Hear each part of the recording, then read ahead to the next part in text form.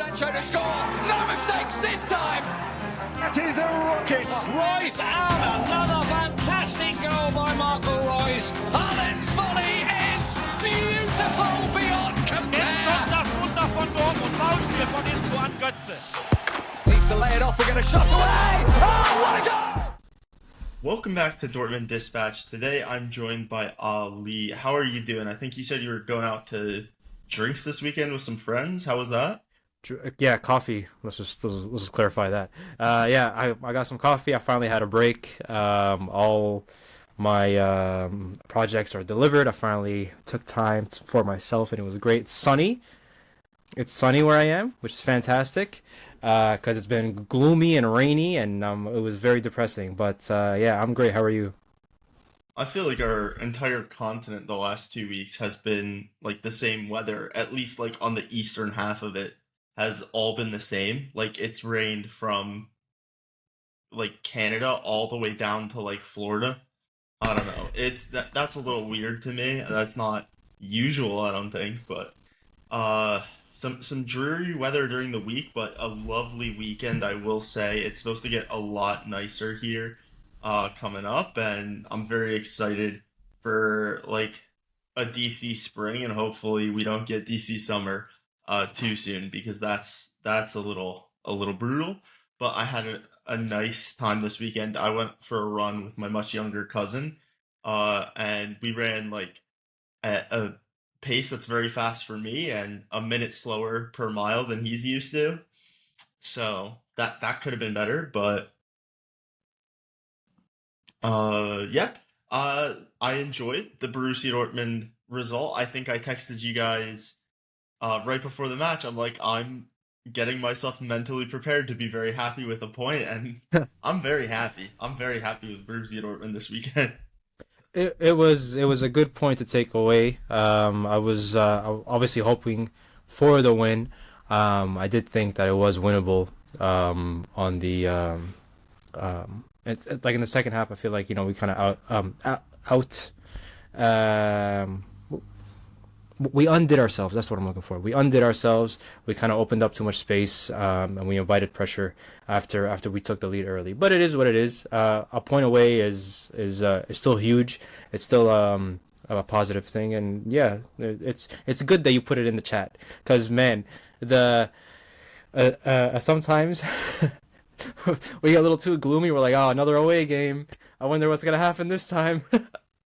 Listen, I'm not worried about Bayern at this point. It's 3 straight results now that haven't gone their way. Like, we're obviously not competing for anything aside from Europe in the league. And in our last 3 matches, it's been win, draw, draw, which has only benefited one team, and that's not Bayern Munich. So very happy with that, especially like in this match. Obviously, they're missing some players, but we're like choosing to rotate players, and in what's on paper our most difficult match for the rest of the season, we're getting a point away from home. Like that's a big mark for Borussia Dortmund, who's struggled away from home all season and is going up against a team like, yes, it's missing a couple guys, but like Eric Dyer's been playing pretty regularly for the team since his arrival.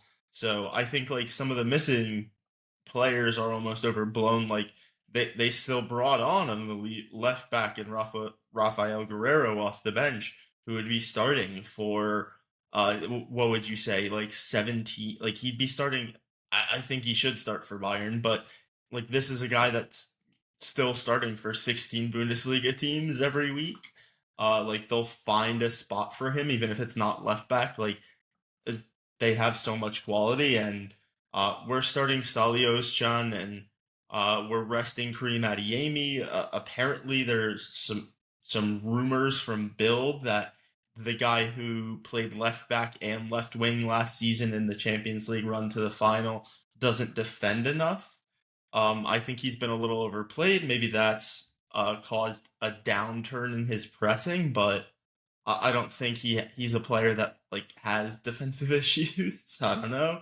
But we're resting these guys, rotating for fitness concerns, like Chukwuemeka and Felix Nemecha, both just back from injuries in the last like 3-4 weeks, and they're both rotated out against the side because they played against Barcelona in the midweek, and all of a sudden, like we're still taking a point off Bayern Munich. Like that's very good in my eyes. Yeah, as you know, as you put it, it's definitely you know, a good point to take away. There are positives, and you know, and like you said, rotation. We do have options and variations of play, right? We can switch up our formation even because the players we have are so versatile. It's not as bad of a moment as we may have felt, you know, not too long ago. Because I feel like there was a bit of like anxiety. I can only, I guess, speak for myself in terms of what the next few weeks will look like. But I do feel confident in terms of the league because it's not an easy game, right? Bayern is never easy. Even if they're you know they're wounded, they're still gonna be a tough opponent. And it was you know a good performance. There was a lot of positives. It's good to see Bayer and Seru up top in a front two. It was yeah, it was good. What did you think of that? The front two. Okay, so the front two, like we've seen this, but I think one of the reasons it's like not necessarily better or worse, like we've just seen like Kareem Adeyemi and Maxi Bayer every time they've played together, they've been on the pitch together pretty much. Like Jamie Gittins hasn't played a ton with either. Like I feel like typically in the second half of the season it's been them. Even when Sarah's like out, when Sarah was in, they're still playing together. Whereas Sarah's not played in the front two yet. So maybe like that's a part of it. But maybe part of it is that like one of the reasons it works so well with the two of them is that they have running mates, whereas in this it's very functionally different in the fact that Sarah Girassi cannot keep up with Maxi Bayer, and like that maybe caused some issues in this because he can't quite run in behind. He's another player that's just back from injury, so like maybe that's a part of it. Like there's a lot of different little things you could talk about in this. I think like we struggled to kind of get a hold of the game and to keep the ball at all, which is something that happens with your backup six starting, and like Pascal Gross plays in this match and had a lot of the ball and did not complete a very efficient amount of his passes. So you could look there, but I think it was more like a broad team issue. You're missing Nico Schlotterbeck, your best player on the ball. You're missing one of your starting midfielders, maybe whoever would be next to Pascal Gross. So I think you can point there. I think Kareem Adeyemi not starting the game probably due to fitness issues is or just having been overplayed rather than like a fitness issue, I should say. But I think these things all kind of combine to further an issue that Dortmund has had all season in terms of controlling the ball into the right areas. And against Bayern Munich, any issue you have is going to be put under a microscope in terms of possession because of how good they are with and against the ball. Yeah, I agree. The like especially in the first half, man, it was very difficult for us to get out of our box. It felt like, or I guess out of our half, I should say, because every time we would try to play to the front two, they were like it felt so disconnected, and it didn't feel like they had any support. And when we were trying to play around the Bayern press, it felt like our midfield was seeing the passes late, and it was a very difficult half because it was just like we can maybe get to the final third even, and then the final pass isn't there. It's delayed. It's the front two aren't like moving in unison and things like that. I feel like we did miss Karim at the start of the game, but I was also surprised that like we didn't see a JG much sooner, because in the last encounter, right, he, for I am a Dortmund fan, he ripped Leimer. He ripped Leimer. He took that wing, and he had a fantastic finish. And I feel like if we played him maybe a bit sooner, we wouldn't have felt that much pressure, right? Because I don't know about you when you were watching it, but I got really nervous at 2-1. I'm like, like please, like not just lock it down, but let's play the way we started the half because we lost that. We sat back too far. We lost our pacing behind. It felt like, and it took too long to make subs. I think our first sub was at the 71st minute after we lost. We conceded 2 goals. So all in all, like I did want more. Did think it was winnable. It's just like when we rotate, we gotta be able to rotate without losing the structure and the whole dynamic and way of playing. Because as soon as I saw Oschan, I almost got not nervous, but I was like, okay, like, are we gonna be able to play that pass in behind to Bayer? And it didn't come until the start of that second half.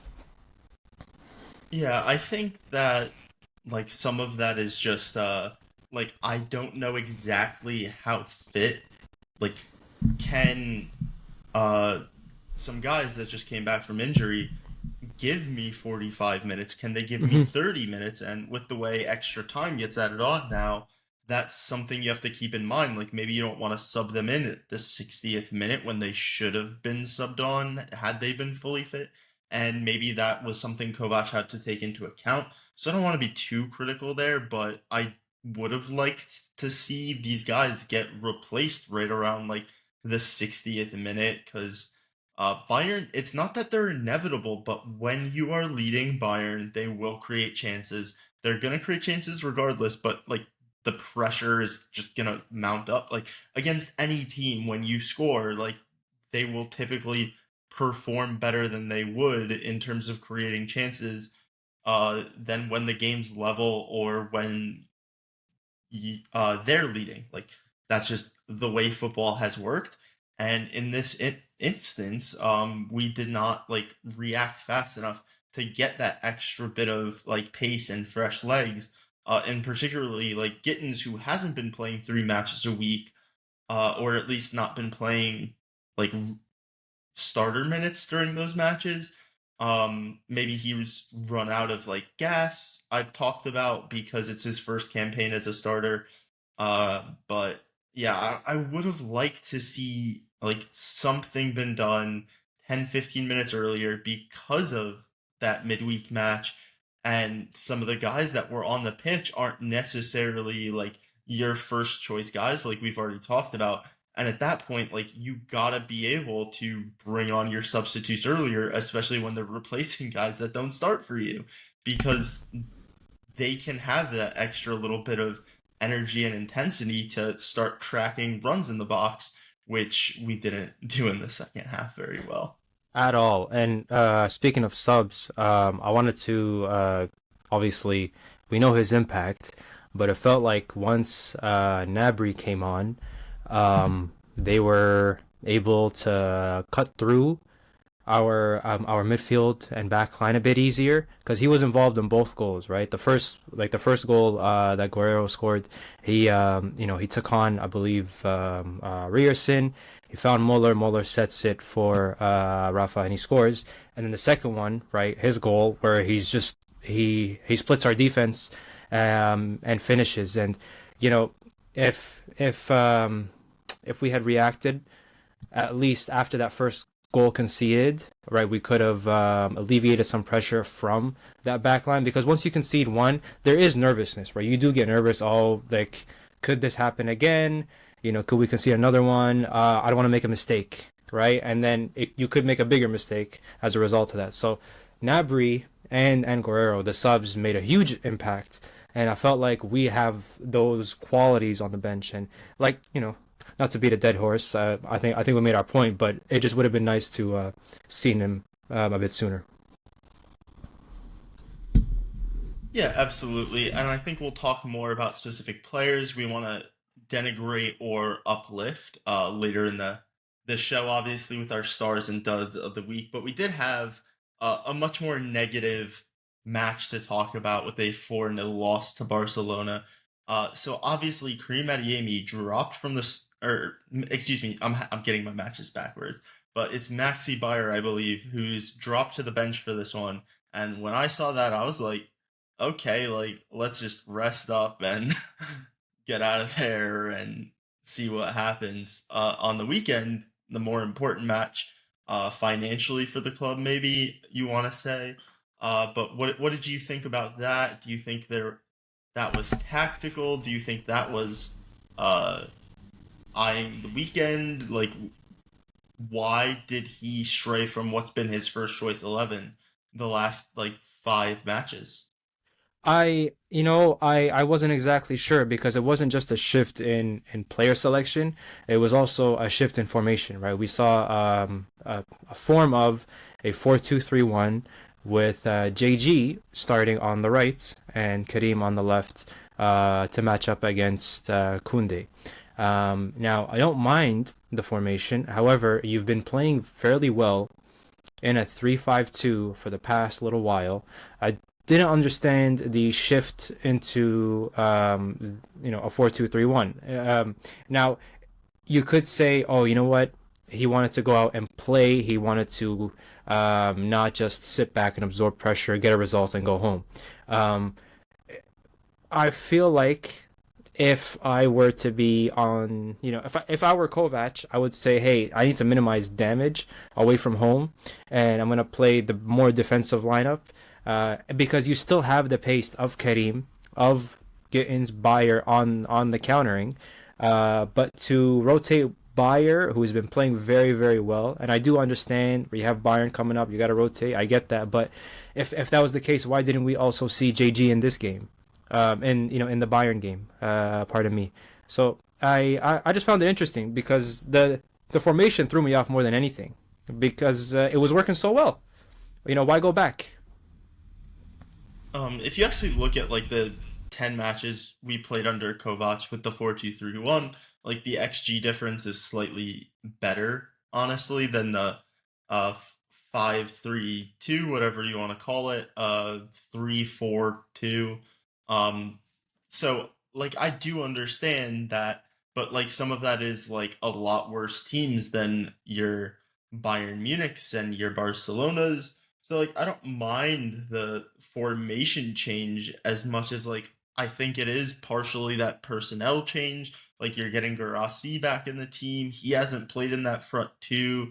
And then you're kind of trying to get like an extra attacker on to take advantage of some of the things you talked about in the build up where you want to pin their wingbacks a little bit deeper, but we didn't really see the benefits of doing that.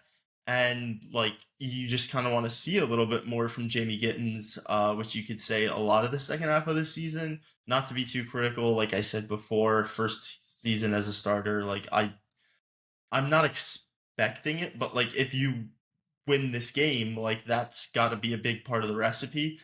Playing that 11, and it didn't turn out that way. So I think I see the vision, it just didn't get realized.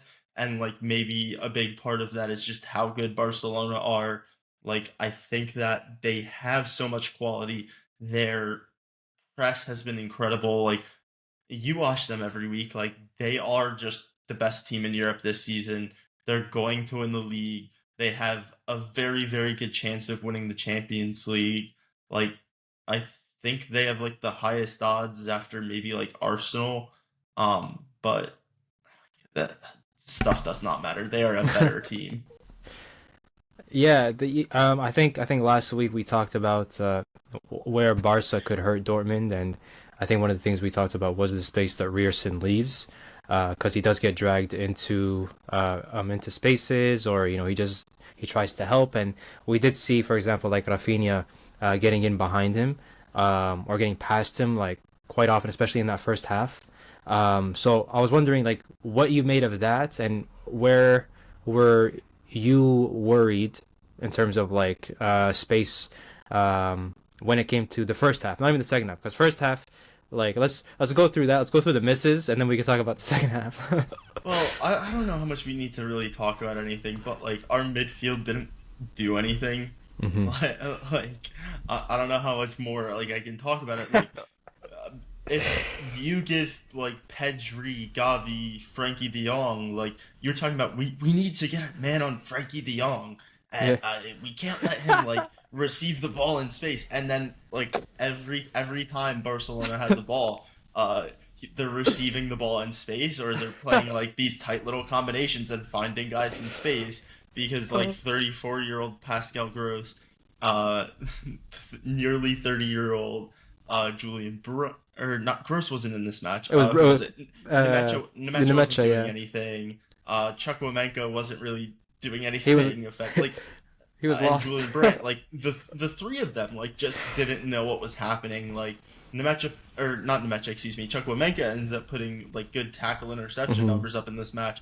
But like, am I supposed to really care about that when like every time a Barcelona got the ball in the middle third or even into our final third, and their midfield tried to go anywhere, they found like one of their three midfielders in acres of space, and then you have like two guys who are incredibly fast and very, very intelligent runners, able to make different runs, and then they have the best passers in the world giving them the ball in acres of space. I'm not going to criticize Ryerson when like my midfield is essentially just like empty space. Like, like I could sit down and like be more critical. Like you could talk about like my wingers could help out more and all that, but the midfield's the issue. Like our midfield versus their midfield. I talked about it in the build up. I was like, we need to make sure like if we're playing the back three and someone's stepping out, like we need to take away the space.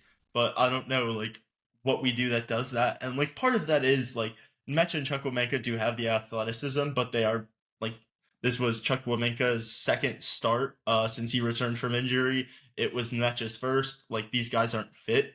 If they're fully fit, it's a different story because Nmecha by himself in that first leg was able to at least like not defend anything at all in the league stage, but he was able to at least like dribble through the midfield and create chaos and like win the ball on enough occasions where by winning the ball he took the guy he won the ball off of out of the defensive transition, affected their rest defense in that way, and created like a man advantage essentially by carrying the ball through midfield after he won it. Whereas in this match, no one did that at any point. And then Sarah Grassi has a couple chances from Karim Adeyemi to get his foot on the end of what would essentially not be a tap-in, but would be a very big chance, and he just misses the ball. And like when you do that against Barcelona, that's how a 1-0 deficit turns into a 4-0 deficit, because you don't take your chances and you don't get your foot on those. Like Barcelona will just continuously be Barcelona and create chances and play beautiful football, and that's what happened. And then the game gets away from us pretty quickly. Yeah, oh, by the way, to all the listeners, I just need them to know that on the day, I was the enemy of the group chat. Every call that went in favor of Barca, I just got added. Your players are diving, and why can't you guys stay on your feet? Things like that. I was like, oh, what's going on?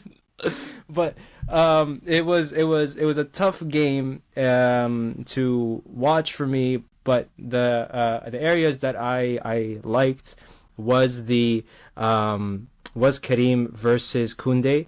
I felt like Karim did come off a little early. I'm not sure if he was trying to save him from that second yellow. Maybe he was getting aggravated fitness issues, whatever have you. But you did see a shift when Bayer came on, because not only is he running in behind, he's looking for crosses. He's looking for for that next ball. There was that chance that ended up being Araujo's a double block, where I felt like Bayer had every right to shoot in the second half. You know what I'm talking about? He had every right to hit the far post, but he's such a selfless player. He plays it back. It finds Reina, and unfortunately gets blocked. I say unfortunately, it's such like a crisis in my head. I don't know what to say, but I feel like the second leg is gonna be so intense. But I don't know like how Kovac would or should go about it because do you stick with the 5-3-2 formation, or do you go with the same lineup, the 4-2-3-1? Do you place Vincent in the midfield? There's so much that you can try, right? I play But Kabar at left back. Like I'm yeah. playing Watson in midfield. I said it before, in the group chat, but I'll say it here. Like 4-0 at like 4-0 deficit. No, no. Like we need to make top five because Stuttgart lost this weekend. If they win or lose the cup final, only top five in the Bundesliga are making Europa League or Champions League, and sixth place is Europa Conference League. I want to be at least fifth. I think with some of the results that didn't go our way, and with us getting a point in what would be should be our most difficult match for the remainder of the season, like that's very good. Like we are in a spot where we can win out. Like that is a possible thing that can happen. And if we don't win out, we still have a very good chance of getting that fifth spot. And like our priority should be doing that because that will give us the best chance of long-term success. And so I'm starting Kale Watson in midfield. He's got goals in back-to-back games in the third tier. I'm gonna say, listen, has he played more than 5 minutes of Champions League football? I don't care. Get him on the pitch. He got subbed, I think in the 60th minute at the weekend. Like he can have a run out. Julian Duranville, you have showed me zero end product this season. Have a chance. Have some fun. Like the match is over, but like that.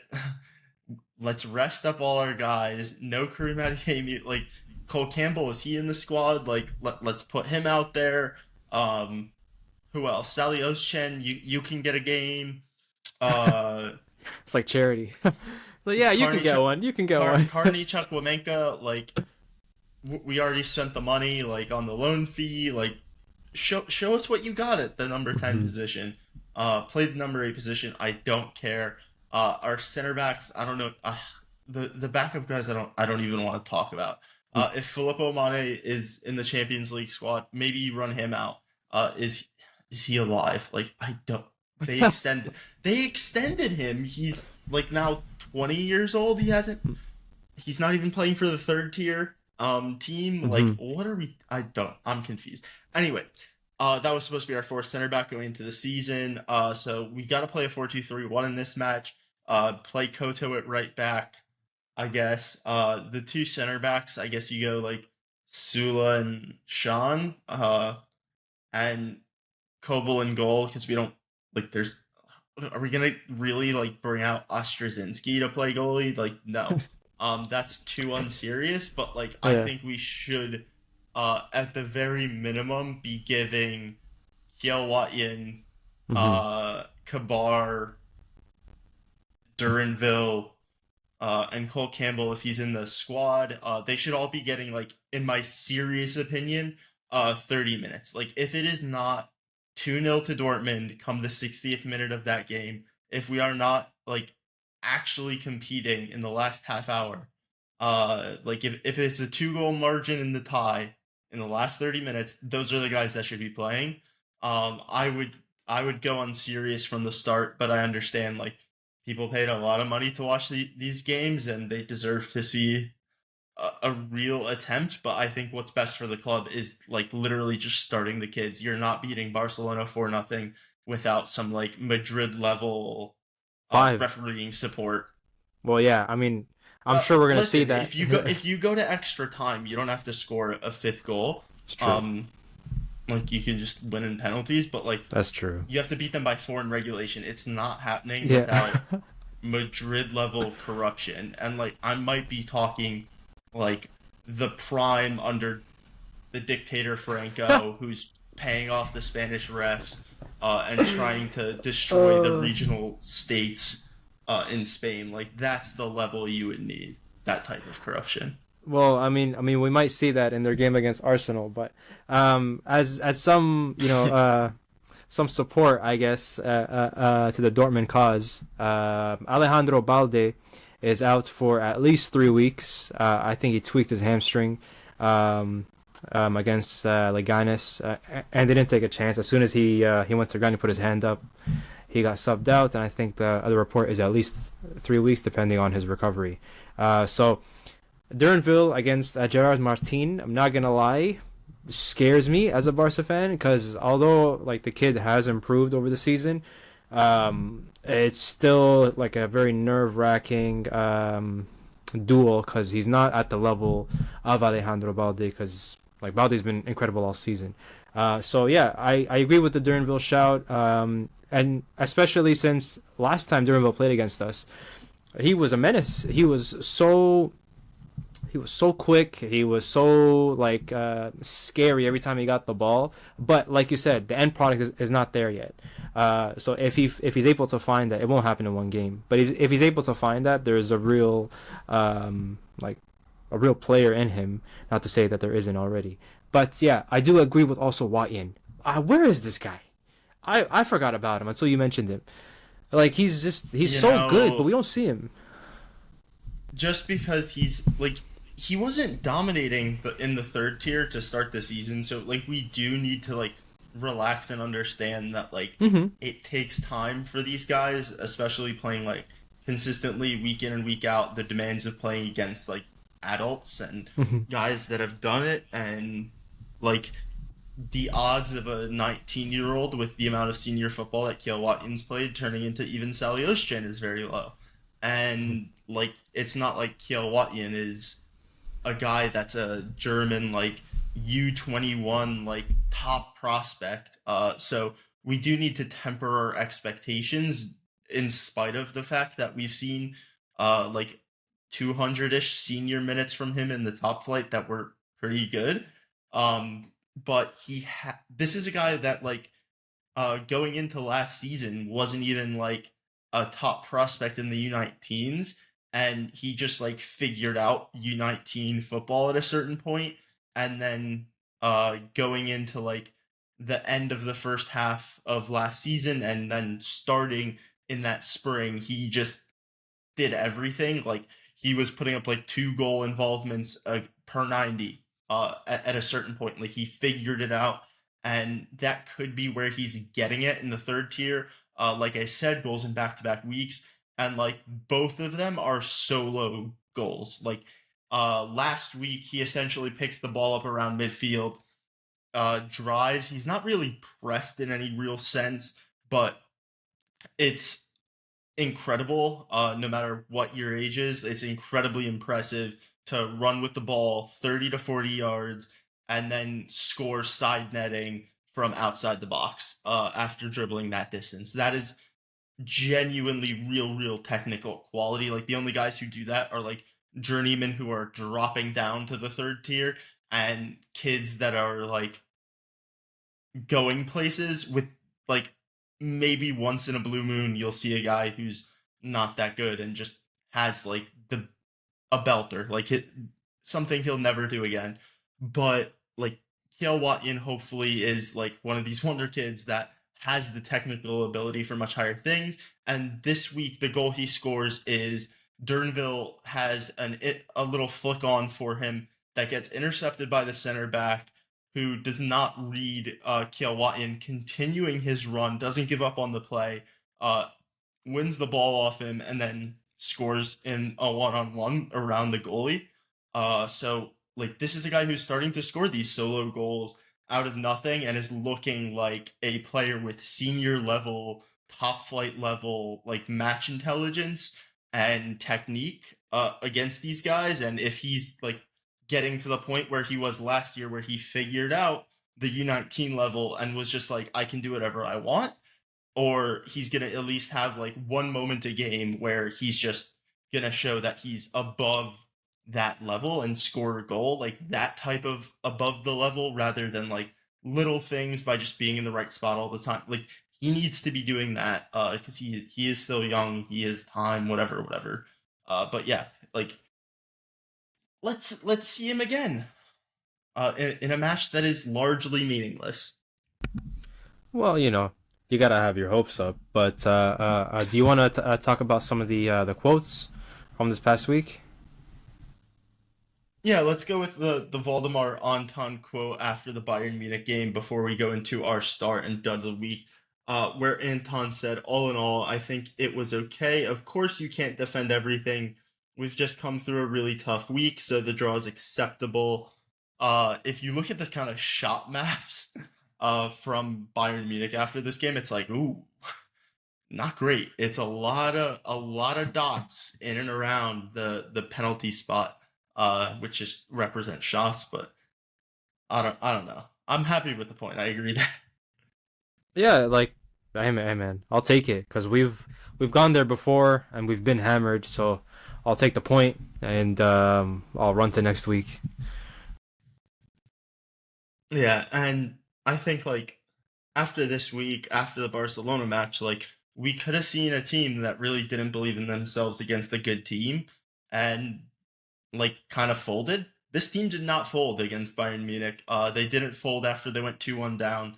And so like I've talked about how I don't really buy a lot of the talk that I feel is very lazy from a lot of pundits where they see a team that has less quality, less uh a much lower salary budget than Bayern Munich, and all of a sudden like the expected results based on the underlying numbers. After Dortmund like overperform, they then lose to Bayern Munich and fall back in line with like the expected results of being about like 5 to 8 points worse than Bayern Munich at the end of the season. Like that's not because of the mentality where they went into Munich and lost and quit, because this team, which is less quality, has that fight, and like think that's just it's good to prove to themselves that three straight results against Bayern Munich without a loss. Like it's not wins. Like one out of three is a win, but that's something, and that's something we can really build on next season. But let's get really negative again with our dud of the week. Ollie, who's your dud of the week? Bit of a tough one, because it's it's I feel like it's harsh to say like this one player sucked because both games were very difficult. But like I don't even know in terms of like in the Bayern game, it's kind of hard to pick one out. I don't even know, man. You know what? Uh, I'd say Vincent Baini because the amount of times that Yama spun him, it was it was so rough. It was so I rough. mean, I think he did. He did okay. Against, He did okay. Like that's a very hard assignment. I don't know. It's Um, tough. like I wish like I could just go like Mecha because he didn't put Mhm. up like any numbers Mhm. that like Chuck Womack at least had like 5 tackles and interceptions, so you could point to that and be like, Mhm. he's doing something in the midfield. Like we don't have a functional midfield, but like he's got the numbers to say it's probably not him, but like I think he's definitely a part of it. Because like why is everyone else so exposed? But Mhm. I could go Mecha, like I could go with um I could like it's hard because Yeah. You could say like Seru, right? He you could missed even all say those chances. Julian. Yeah, you really.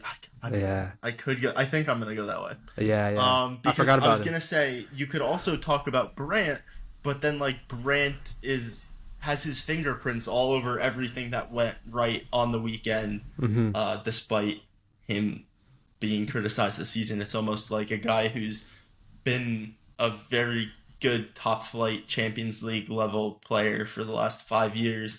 Uh, is talented. But yeah, I think I gotta go Sarah Garassi just because like I really criticized the signing. I was like, if he's already injured for 4 games, like this really goes to show how it's not going to be worth it because he's not going to get less injured as he gets older. And I said if he takes a 20% like fall off in the next couple of years, is going to be worth it because like the signing bonus and the wages are so high, and that's exactly what you're seeing this season. Like there's a ton of Champions League penalties that inflate those numbers. And then you look in the league, he's around a point 0.8. And like that's all well and good, but then you look at the actual performances in the big games against Barcelona. There's two balls that he's there for. He's in the right space, and he just can't get his foot in the right area despite having the time to do so. And then against Bayern Munich, he's not like dominating in the air. He's not showing like he's just not holding up the ball as well as you would like to see in some of these instances.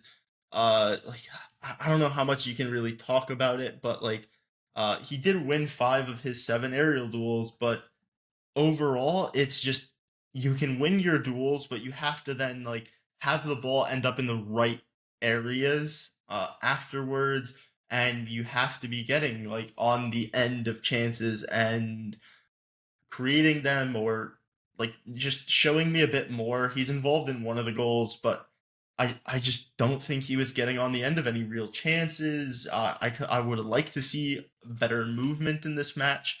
And he's a guy, like we talked about, like Bill reporting rumors about Kareem Adeyemi and Jamie Gittins not being defensively great. You know who else is a defensive passenger beyond the level of both of them? Serhou Guirassy. And when you're not scoring and you're not doing this, I criticized Mullen for not pressing and like essentially hurting the team whenever he doesn't score, because he's not doing enough else. And Serhou Guirassy, I think, like you can criticize him in matches where he doesn't score or assist because he's not or hit the pressing. target. And he's not getting on the end of some crosses that he maybe should, and it's not hard to watch. It's a small mistake in terms of assigning right now. We'll see how the contract ages, but it's not looking positive enough at the start for me to say like the last 2 years of this will be good enough to make you like get the value back. So that's I don't know. It's not like he was terrible. Like I mean, and that's the thing. Even against Barca, it's not like there was still fight, right? Barca were scoring, but it's not like the players gave up and you saw like everyone drop their heads. And even Serhou, he was there. Well, the last, I mean, like the subs that came on were trying very hard, but like after the second goal went in, like you could. Heads did drop. I'm not gonna lie. But I'm trying to be positive here. But like Serhou, the issue that I had was that he wasn't even hitting the target. Right? There was one where I think he shifted Inigo, and he hit it with his left, and it was like on the wrong side of the side netting, and like you can see that like his movement is like it's a bit slow, it's a bit behind. He did do what I said that I think he should do, which is stand a bit offside, wait for the ball into the wing to put you back onside, and he did get chances, but like I said, he just wasn't hitting the target, and that's a big issue. And then on the defensive end, in that game, I think Fermin Lopez's movement really opened up our midfield, and that's where you could talk about Nemecha not tracking runs, and Carney as well. But yeah, I don't even know why I picked Ben Sebaini. It is harsh. It is harsh. Yeah. Sebastian Kale, midfield recruitment over the last 3 years, not good enough. Yeah, for sure. So let's go into our star of the match. So it's in terms of star of the week, I will give it to Bayer. It is the easy option, but I felt like especially against Bayern, he was always on the front foot. He was looking to expose space, wanted to be on the ball, which is always positive from your forward. And against Barca, when he came on, he looked like a threat. I hope he's not a threat when he plays Barca again, but it is what it is. No, but he's fantastic as always. Yeah, I hope he's not a threat against Barcelona either, because I hope he's resting up for the big match next weekend, the one that matters a little bit more for us. Like I could give it to Waldemar Anton. I could. I have things I could say. I don't want to give it to anyone else other than Maxi Bayer, though. But I do want to talk a little bit more about Waldemar Anton. Like, this is a guy that has now played in the middle of a back three, right side of a back two, left side of a back two, right side of a back three, and like his long passing looks to be less than ideal. However, however, the short passing is good. Some of the crosses, when he's drifted forward, have been interesting, and he gets the goal that equalizes in this match, or in the Bayern match, and that's very good. Very very happy with that. Yeah. I don't know. Should I say Koval? I've been critical. And he was good he against was yeah, he was very good against Bayern. Bayern. I don't know if he was great against Barcelona, but he wasn't. I mean, he kept the shots that went at him out, so I guess that's a positive. I mean, I'd hope so. You're like, we pay him enough to keep them out. Like 3.4 post shot XG typically or historically has been better in the Champions League. Lets in 4 against Barcelona. Like, could have kept that like 1-0 for another 5 minutes. Maybe Garassi puts on his scoring boots and it's a whole different tie, but it wasn't. So I don't know if I want to go with him, because on the week he's minus 0.6 against Barcelona. We do a little bit of math. It would take me 6 years, but he's only plus 0.4 against Bayern, so he's still minus on the week by his post-shot expected goals. And when every time he receives the ball under the slightest amount of pressure, he has to clear it, like, by all means, like, do it. But if you're going to do that, you don't get, like, the credit of, like, a Manuel Neuer in the bank, where it's like he's so good in possession that I will accept him being worse on the ball.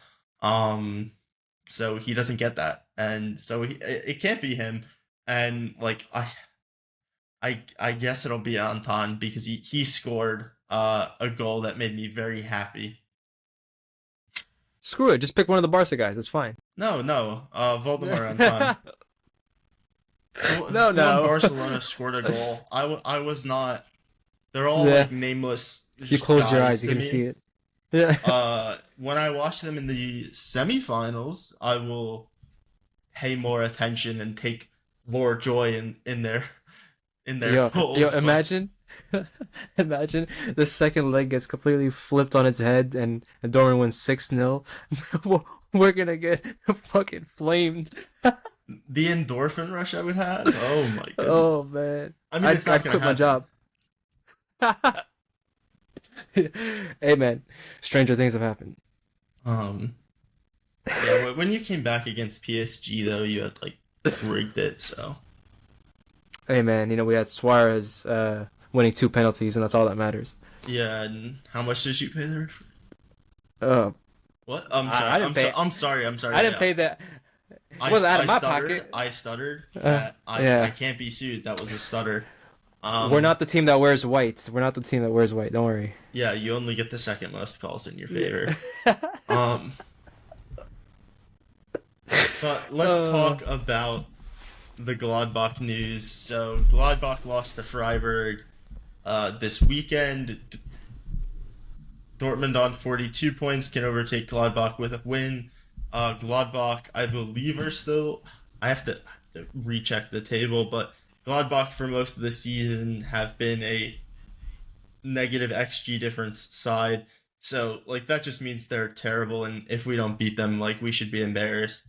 But yeah, like, they've changed out their left backs a couple times. They have 2 19-year-olds that they believe in. One is Luka Netz. He's a pretty highly rated prospect. He sees runners. He does not really mark them. He's supposed to be good going forward. He hasn't necessarily demonstrated it too much in the top flight yet. Lauren Ulrich is like a guy who will play football professionally for a decade. Is he going to play Bundesliga football professionally for a decade? Maybe he could. That could be a thing.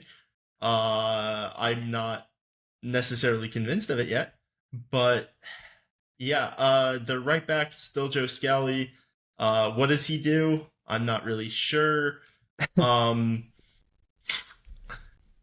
yeah, like Gladbach have a negative 0.31 expected goals difference per 90. Dortmund are plus 0.51. Like that, like this should be a good team plays bad team, and if Dortmund don't win it, I'll lose my mind. I I do agree there. I do expect like a 3-0 win from them. Because they like just like you said, Gladbach all season haven't looked impressive.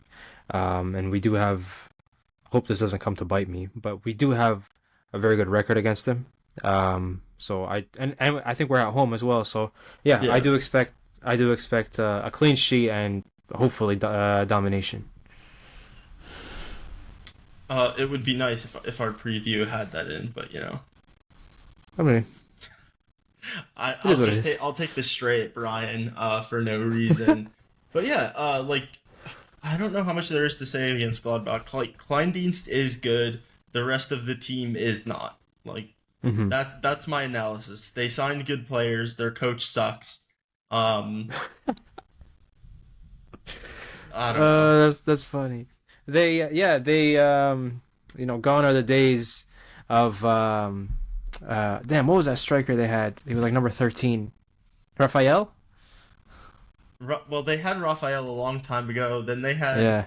Playa had a great season, and then Oh they had yeah. Turam, and Playa's still there, still doing okay. Like, but Hmm. he is very old. He's way over his underlying numbers. Um, Hmm.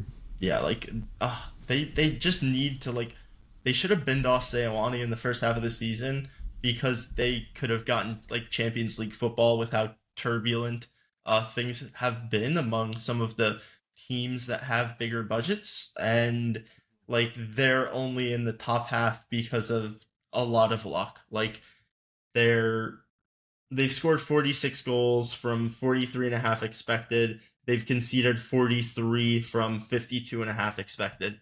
Like they have like they've had three different goalies play and have conceded 10 less goals than expected. Um that's not Damn. that's not something that should sustain itself over 34 games. Fortunately for Dortmund, there are 5 games left, and if you do your job, like you'll be in the top 7, and that's all you need to do this weekend. I don't know what else to say. If you can't win this game, like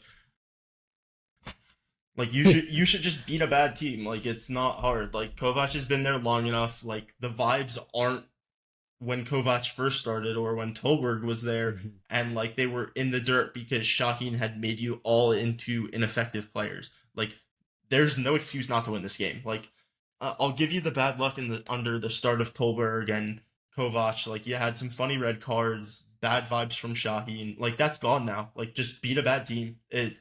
I'm not worried about this match. Like I would say Oh, me I'm neither. 80% confident that Dortmund win this game. Maybe I might go as high as 90 because like Let's this push is 200. no. Uh aside from Kiel at home on the last day, like this is the most confident I am about a Dortmund win Mm.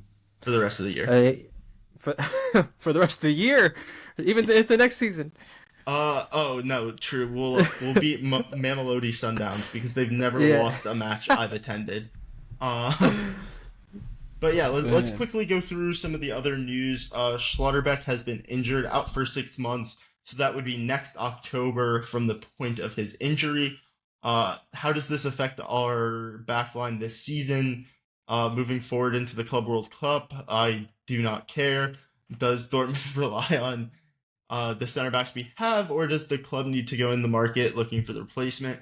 Our club is going to be broke if we don't make Champions League football, and I don't understand why we wouldn't just like run out Yannick Lours for the stupid money grab Club World Cup 7,000 game tournament. Like, be serious.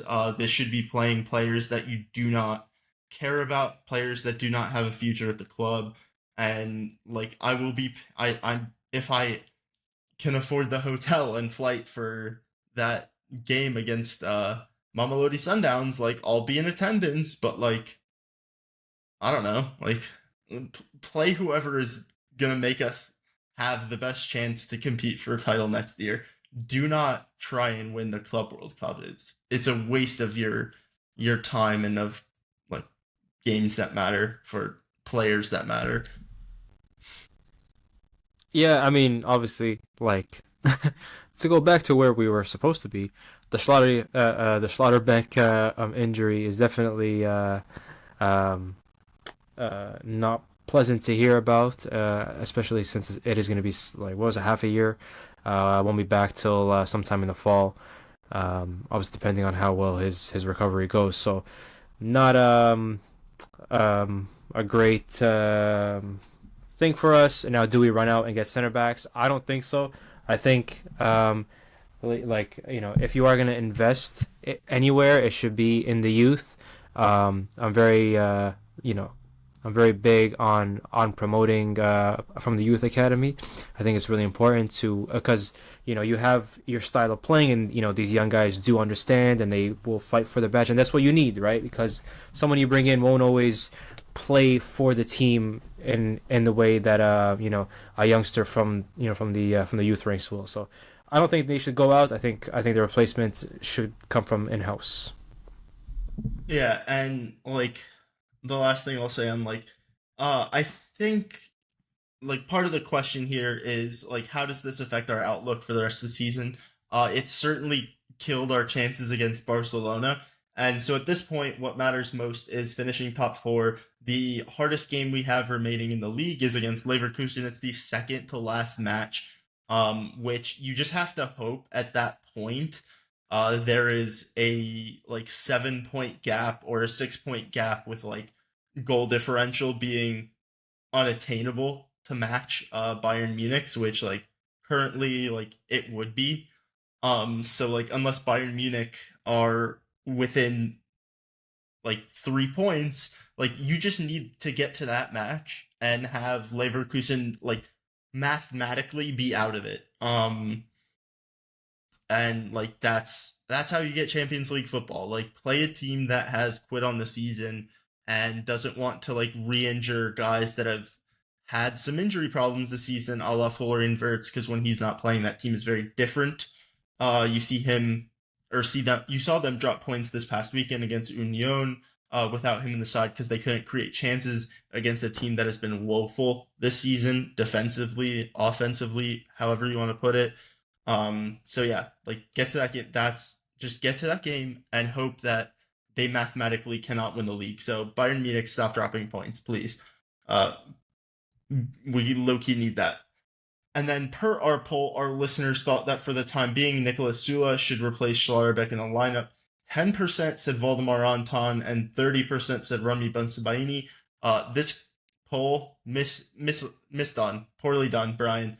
It should have been who should be our starting two center backs, and it should be the two guys that did not top the list. It should be Nicolas Sula and Valdemar Anton for the rest of the season. Seen enough of Mershawn. I thought he was your best friend. I didn't say a bad word about him in either of these two matches, but he could have been better in both. I'll put it that way. Yeah, I'm not sure if you remember this, but in our group chat against Barça, he was actually very solid on the ball, and he was actually picking up passes. I'm like, as soon as I compliment him, he has a horrid time after that. I'm like, I just jinxed the guy. Well, Ollie, I don't think it was your jinx as much. It was a return to the mean. So I'm gonna beat yourself up over it. Oh man. To continue on, listeners who took part in our poll also didn't have the utmost faith that we would qualify for Europe without Schlotterbeck. Only 18% thinking we had the quality to make it happen in defense, 55% thinking it'll be quite tough, and 27% stating that Dortmund had no chance. And I love negativity, but I also love realism. And we play Wolfsburg negative XG difference side at negative 0.04. That's a match we have left this season. We play Kiel, who have the second worst expected goal difference this season. We play Hoffenheim, who have the fourth worst expected goal difference this season. We play Gladbach, who have like the 6th worst, and then we play Leverkusen, and like if we just beat the 4 bad teams we play, we should be in the Conference League. Like, At least. yeah. Just please, just get us Europe. Like I just want to hear one European anthem. That's all I want. You know what I mean? I just want one. Listen, like we haven't won a European trophy since I was born. Yeah, but Right? I'd take the Conference League. How old are you? I'd be the West Ham fan. Yeah, exactly. You know, I'd be like Ethan from the Sidemen, you know, crying in the stands. Like, if we win it, I'm there. You know what I mean? But like, I don't know. I think it's a necessary step back. Ollie, in terms of the Dortmund dispatch like order, I would not have you as like the 7th most popular. Oh, me, man, I am. Oh man, I don't even know who how we'd organize that list. But in any case, I just want Europe in some capacity. I think it's a good step back because at least it'll give us a chance to reset. Because maybe that's what we need, right? Just like a pause from the intensity, so to speak, and give us a chance to like rebuild. Because like this, I feel like that's what it is now. And then the next Instagram poll from Brian has, moving forward, since Sula seems to have our listeners' faith till the end of the season, we asked if Dortmund should rely on him after this season, and 73% said those who took part said we need a new center back regardless of how he performs in Schlotterbeck's absence, and 27% saying we would have to wait until the summer to make that decision. How does this stack up to his performance against Bayern this weekend?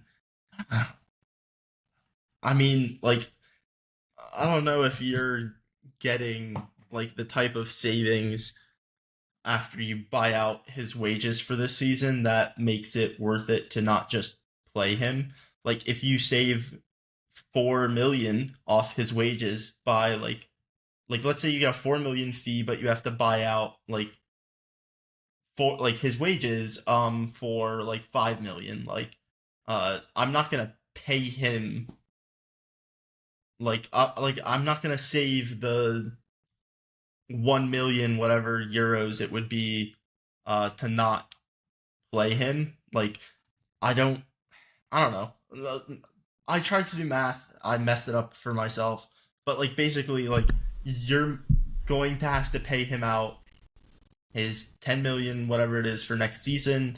I don't think I think him as my 3rd or 4th center back next season is fine, and then let him leave on a free. I think there are guys you can sell that you should sell, and I think you should just bring in a guy who's going to be your starting center back and like play him, and I'd sell Sean, who I think is much more shiftable, especially with his conversion to center back.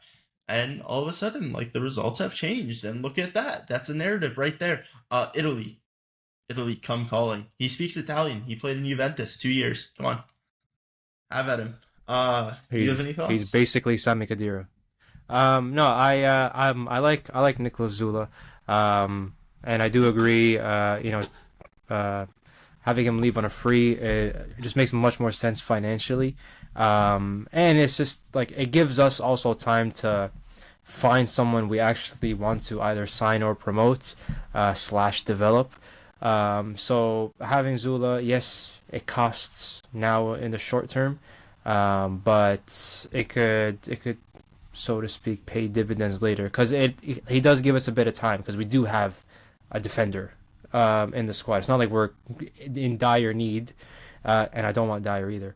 But I just think that he does give us a bit of time to find the type of player that we want in our team. Yeah, and then next we saw Ansu Fati was linked with Borussia Dortmund, and 73% of our listeners who took part in the poll were completely opposed to signing the player, while 27% thought it might be okay on the cheap. So I think I want to ask you, Is this because he hasn't played well this season? Is it because him being at Barcelona reminds Lamine Yamal that Barcelona is trying their utmost to get him injured before he turns into the player he can become? Like, why do Barcelona want to get rid of him aside from probably his wages being too high? In which case, like, he's not going to sign for Dortmund on the cheap. Like, has he been good? Has he been playing? Let me know. So, you know how we talk about Gittins having that run of like every shot just going in? That was Ansu Fati when he, bursted onto the scene. Every shot he took was lethal, was dangerous. He was explosive off the front foot. He was so exciting.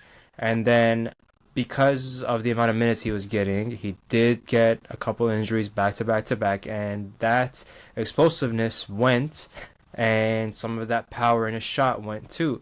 And now when you see him play, although his mind is moving him in the right place, he understands the game, his body is not there yet. But he is also young, so he could adapt his game. He could shift into a different role. Maybe he could improve his physicality and get some of that, acceleration speed back. But I'm kind of on the side of 168 minutes this season. Yeah, he didn't play much. He gets I'm out. Yeah, no, he doesn't. It's because Flick doesn't, he doesn't. For a while, he didn't see him being at the quality. And in a recent interview or press conference rather, he was asked about Ansu, and he said, "Yeah, he's playing at the right level now." Right? I think Flick wants that hunger from him. But if Flick is telling you like it took him a while to get to this point, I think we should read into that more than us thinking, oh, maybe it's a good deal. But a good deal doesn't mean we should go for it, though. You know what I mean?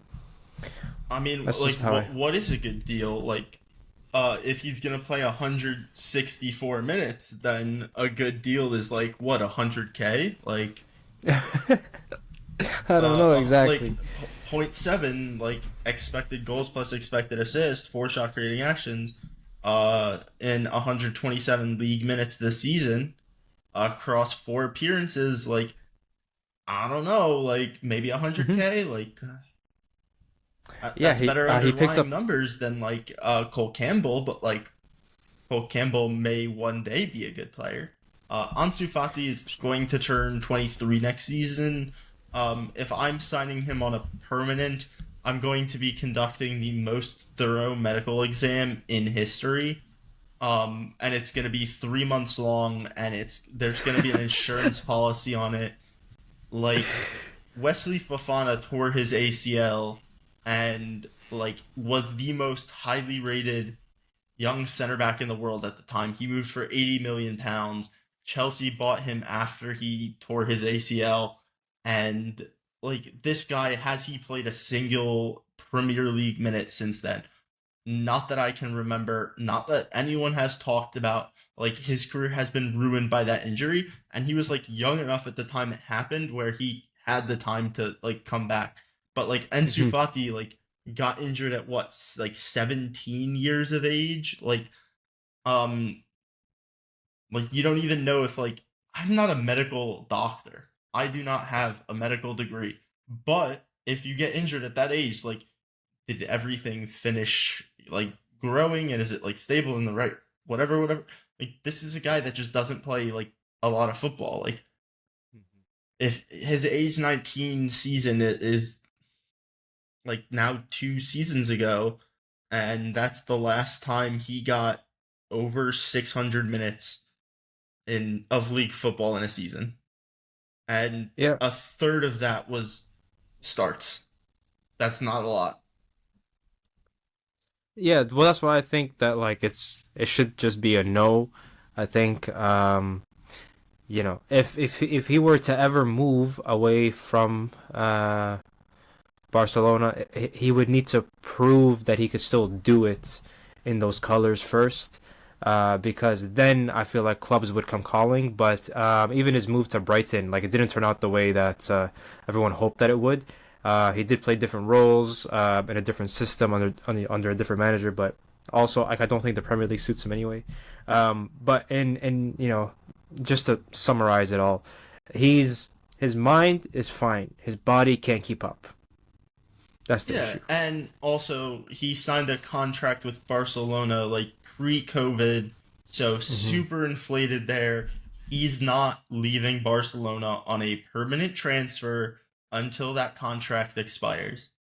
So would I sign him on a free transfer after he leaves when his contract expires? Maybe, because maybe next season he will be very good. Like this guy, when he has put up like 1,000 league minutes, had 8 goals at 16, and then the other time he did it at 19, he had 10 goals and assists.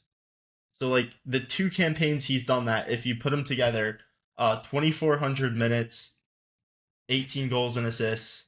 A lot of that's off the bench, but a lot of that is like all of those minutes are as a teenager. Like his talent is incredible, but it's like the joke about Barcelona is like, oh, like what a great 16-year-old. I hope he makes it without getting injured till 20, and then they don't because they get roasted around. Yeah, no, it was definitely a problem. I feel like Flick this season, barring Yamal, has managed minutes fairly well, and Kobarsi. Kobarsi, I think, has played every game. Those two are the only two that are playing every game.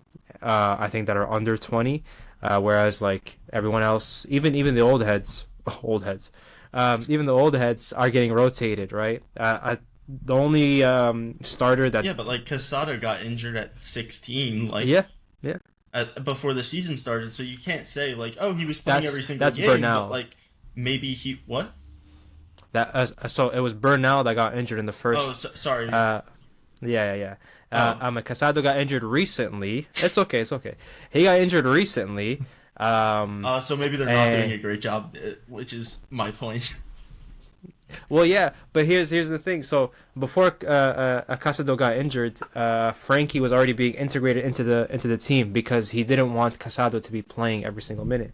He was trying Eric Garcia in that a destroyer 6 role. And at the start he was struggling, and now he's kind of gotten comfortable in it. But yeah, I do agree. It's not great. I have a big problem with it. But this season has been better than like under Xavi and Coleman and whoever else came before him. Yeah, I'd take Eric Garcia probably. Solid player, man. He could play center back too, so he's good. Yeah, I'd have him in my squad. I loved Mark Bartra. I thought he was a great signing. He was, oh my God, what could have been if it wasn't for that? I mean, be very careful with your gambling because you could turn into that guy. And he's where the sun does the sun shine in prison? I don't know. I'd have to ask the guy that did that. But I wish ill upon him. So anyway, let's have a fantasy Bundesliga update while we're here. I have dropped into 6th place, unfortunately out of the top 5 again. It's like every week, back and forth at this point. Ryu Sanugi holding on to top spot. Pints of Bayer in 2nd. Edward DC4 excuse me, is in 3rd. FC Chico 09 in 4th. And German Plate is in 5th. And yours truly in 6th. So I know ball better than the other 58 of you. Take that. Where am I placed? We don't have time to scroll past the cookies and all that. But that'll do it for us. Ali, is there anything you want to plug before we head out? You want to plug? Check us out everywhere. TikTok, YouTube, Instagram, Blue Sky. We're posting as often as we can. Check out my Bundesliga Exchange, right? Check us out on there. It's our new podcast where we talk about the Bundesliga's transfers. Because we're business experts, right? We take a look at the club's signings and determine whether they were positive or negative as per the situation, things like that. But anyway, lots of content, and we love to hear back from you guys. So comment, like, subscribe, do all that good stuff. And Eli, anything else? we've put a lot of time and effort into starting a second podcast. It's general Bundesliga updates with a transfer focus. So we'll be talking about every club's performance relative to their finances, expectations, stuff like that, and discussing like what is going on with their transfer strategies. The summer's coming up. Who are they signing? Who are they replacing? Who are they getting rid of? So all of that type of stuff. And we're going to be having a ton of interesting content on that coming soon. So keep an eye out for that. But that'll do it for us. Have a good one.